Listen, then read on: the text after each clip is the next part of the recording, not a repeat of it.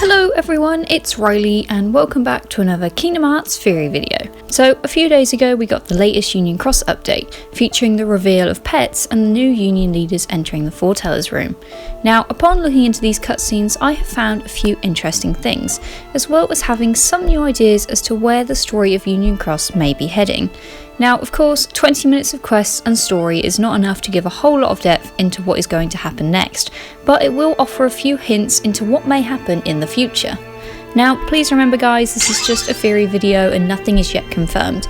Everything is currently a speculation and fan-made, so please take everything with a pinch of salt. Without further ado, let's get on with the theory.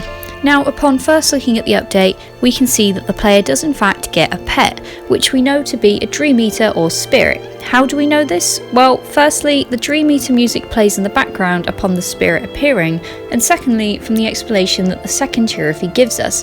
What is important to note before the pet even appears is the following. The second Chirruphy taking something from behind the player's Chirruphy.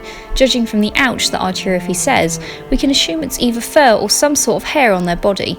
The secondary Chirruphy then places this in a test tube and creates a pet. As thanks for your constant love, the Foretellers decided to entrust you with a present. Now, this is where it gets interesting. Pets are introduced as a reward upon completing Quest 14 of Kingdom Hearts Union Cross, so to the most, this is fairly early on. However, to players that have gotten to the most recent quest level, in this case Quest 731, the cutscene happens instantaneously, meaning that the significance of when this cutscene takes place is forgotten. It is important to note that the secondary Chirruphy says as a thanks for your constant love, and the Foretellers. Firstly, constant love after Quest 14 when you first play Kingdom Hearts Union Cross doesn't make any sense. Why is this? Because we hardly know the Foretellers yet. So where is this point going? Well, Union Cross takes place presumably in a dream world, this being after the Keyblade War, meaning the Foretellers we know, Ava, Gula, Ira, Envy and Aced, have all presumably passed on after the war.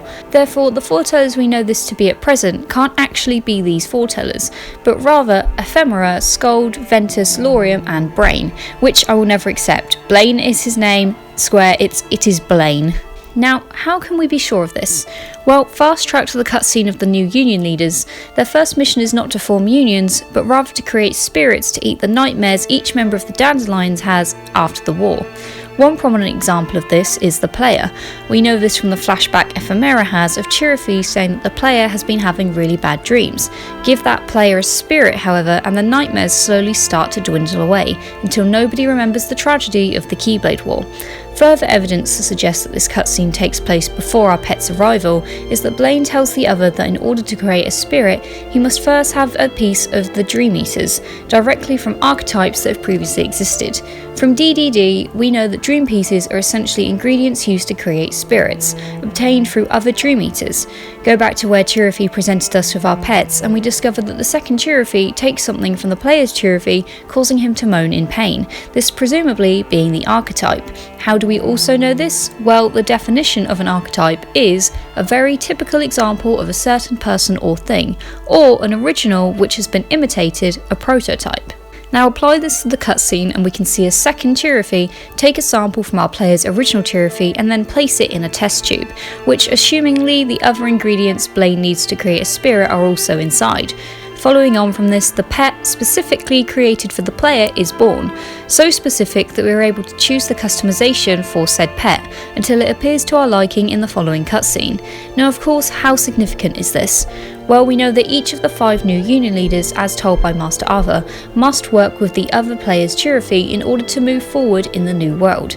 By taking a sample from each player's Chirruphy, the new Union leaders are able to create pets or spirits that are able to deal with each player's nightmare. Our Chirruphy dies, we die. Therefore, they must also be able to have specific qualities to suit the player. We know Chirruphies can have different personalities, from the way Strelitzia's Chirruphy acted before they both perished. Now, whose Chirruphy presented the player with the spirit? Well, in my opinion, it was Ephemera's. Why, you ask? Well, this goes back to what he said originally, as a thank you for your constant love. This linking back to the player's close bond between themselves and Ephemera, the player was chosen as the first test subject for the spirit creations. Therefore, Ephemera's Chirruphy was tasked with the role of seeking out the player and then presenting them with a pet. The foretellers, of course, now replaced with the new union leaders. However, due to the player not knowing of the change, we assume that the foretellers are the ones still in existence, when really the new union leaders are just fulfilling their roles and taking on the title of foretellers to ensure nobody remembers that they did in fact perish. But what else is significant about this cutscene? Well, Pinky and the brain jokes aside, the new union leaders are in the Master of Masters chamber, with Lauriam leaning up on the door as if he is already aware of what is inside. With the other 4 members, everyone seems eager and excited, almost in awe at whatever they are. After all, if you had been forbidden from entering your master's chamber, if you finally had the opportunity to go inside, wouldn't you be excited? Lauriam seems as if this is all just another day in his life, but this feels a little too obvious. Following on from this, Blaine starts to flip through the Book of Prophecies, or what we can assume to be the Book of Prophecies, which we know is a big no-no from what the Master of Masters has told us previously. Only this one, circled in red, can inherit the book. If anyone else sees it, this world will fall to chaos. Now, considering one was meant to inherit the book, and we are yet to find out which, it seems pretty strange to just find a copy lying around. After all, wouldn't Master Ava give the chosen child a copy of the book before she vanished in the first place? This leaves us with a few potential options. Firstly, the book was never given to anyone, which seems highly unlikely. Secondly, the book was given to one of the 5, maybe Lauriam. After all, he does seem to be familiar with the room, and he deliberately left it there in order for the others to find. Perhaps he was aware that the others looking at the book would cause chaos, and thus choose to leave it out in the first place.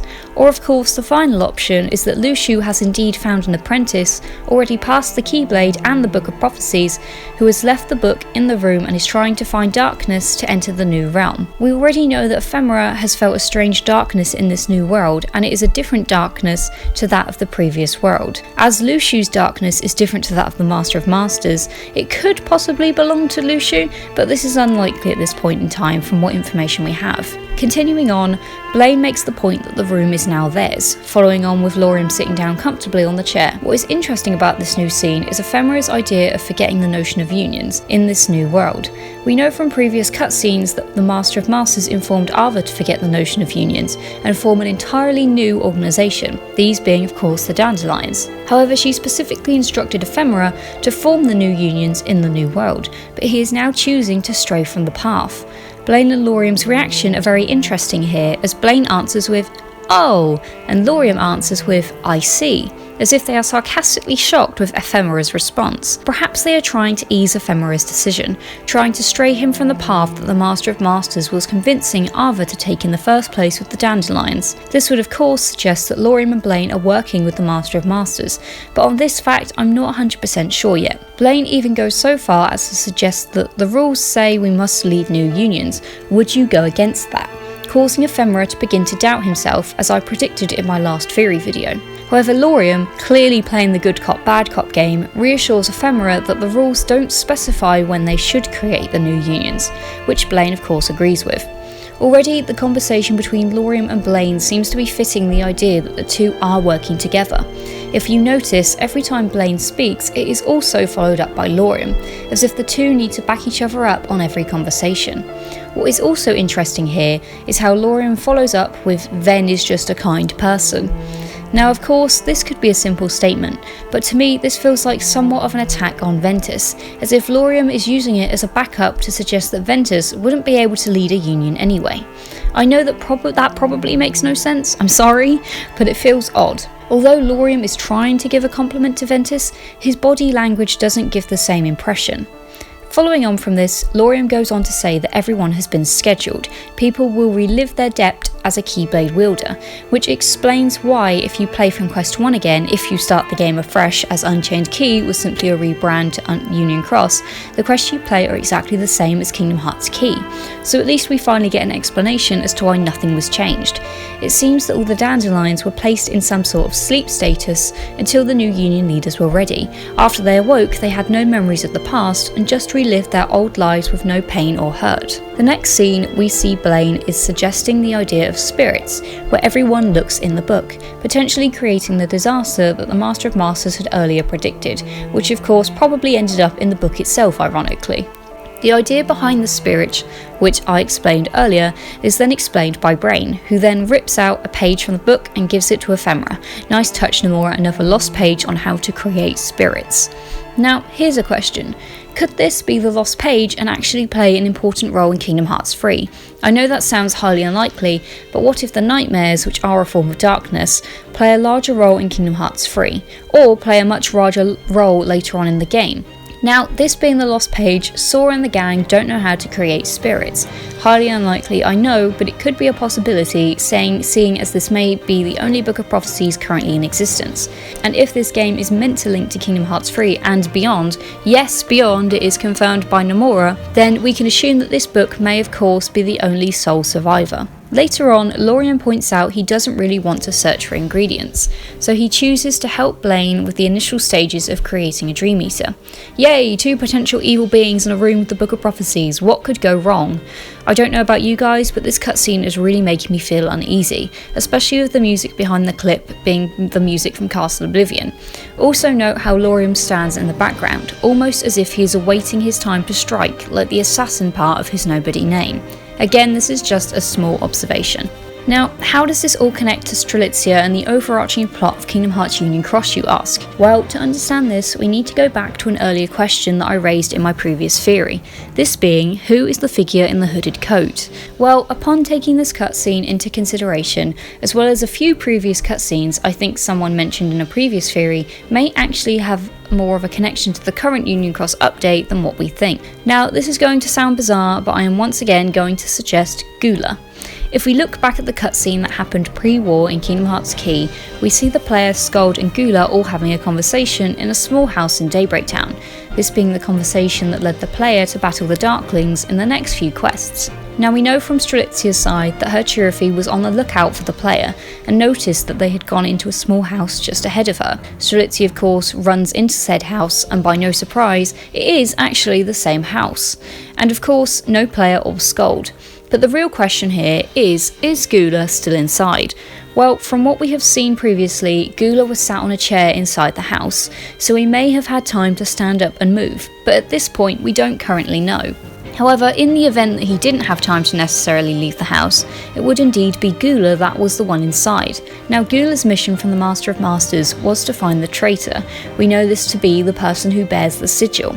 Whether this page relates to the events of Kingdom Hearts Union Cross is still unknown, but let's go from the viewpoint of Gula. A girl runs into a house with a book, asking for the player to tell them about the future. No one is meant to have this information beside the foretellers, so surely this person must be the traitor, the one responsible for the sad and twisted destiny of the other foretellers. To prevent Strelitzia from doing anything, Gula strikes her down before anything can happen, taking hold of the Dandelion's book that specifies their mission and what to do after the war. Gula then takes this book and goes to fight in the Keyblade War. Upon arriving, he is confronted with the player. After a brief battle, he leaves and is not seen again. Now, who is to say that Gula isn't the one under the hood? After all, we know from previous research that the flower the figure is holding is meant to symbolise a girl who died in a tragic way. Perhaps Gula feels guilty for his actions, also aware of what has transpired. Again, this is just an idea and we don't have a lot of information yet, but there is also another side to this idea.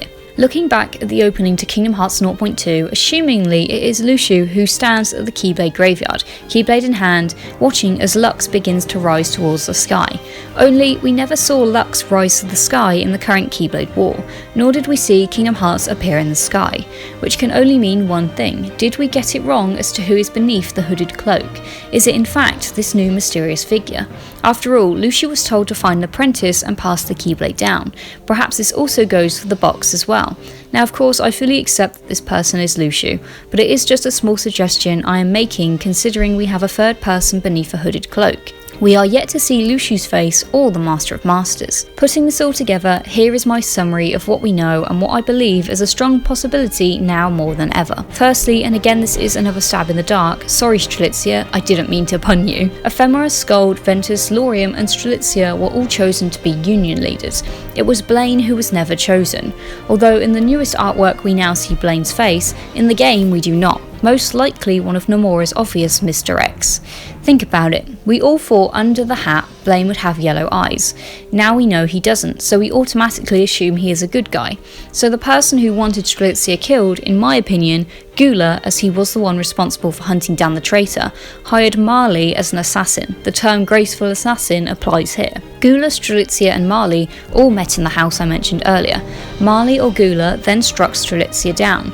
This would then explain the sound of a keyblade when we still don't know if Marley can wield one. If Gula somehow performed the inheritance ceremony on Marley, it would give him the power of the keyblade, but this is slightly far-fetched, I know. Now, assassins only perform tasks for who it is they are working with. In this case, kill Strelitzia. So where does Blaine fall into this? Well, Blaine, as we know now, and most of us are extremely confused by, changed the brain, could ironically be the mastermind behind this new part of the plan. Brain, as I mentioned in my previous theory, translates to someone who is incredibly intelligent, a scientist at best.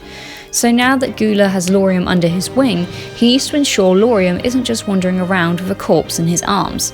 So what does he do? He hires another. He brings Brain into the equation to direct Lauriam where to go. Essentially, Lauriam is then told to follow Brain, and as such continues to back him up in conversations, etc. This would also explain why the two are so adamant that they want to work together and not go off searching for ingredients. Lauriam is now taking orders from Blaine. It may even have been Blaine who masterminded all of this, but considering the coincidence of Gula being in the room before Strelitzia died, it seems too out of place to suggest him that much. If the Dandelions were formed of all different unions, then who's to say that Blaine wasn't a member of the Leopardus Union to begin with, so Gula knew he could be trusted. Either way, this newest cutscene has certainly left me feeling uneasy, and if this mysterious figure could indeed perhaps be linked to Lauriam and Blaine. Are we just being misled by Nomura? Is Lauriam really responsible for Strelitzia's death, or does Blaine have more of a story? After all, the Book of Prophecies has now been seen by all new Union leaders. Could disaster fall quicker than expected? Let me know your thoughts on the recent updates in the comment section. It would be great to hear what you all think about what could be a possibility to happen in the next Kingdom Hearts Union Cross universe. For me personally, I feel we will be seeing the first scene of this hooded figure, but that's just my hopes. After all, Ventus, Ephemera and Skuld seem to be a happy trio on their own. I think it's time we find out what's happening with these three now. If you like this video guys, be sure to give it a big thumbs up. Sorry it was such a long theory. This is what happens when I have 3 days to analyse a cutscene, as well as it being slightly delayed. I'll keep pondering and I'll see you in the next one.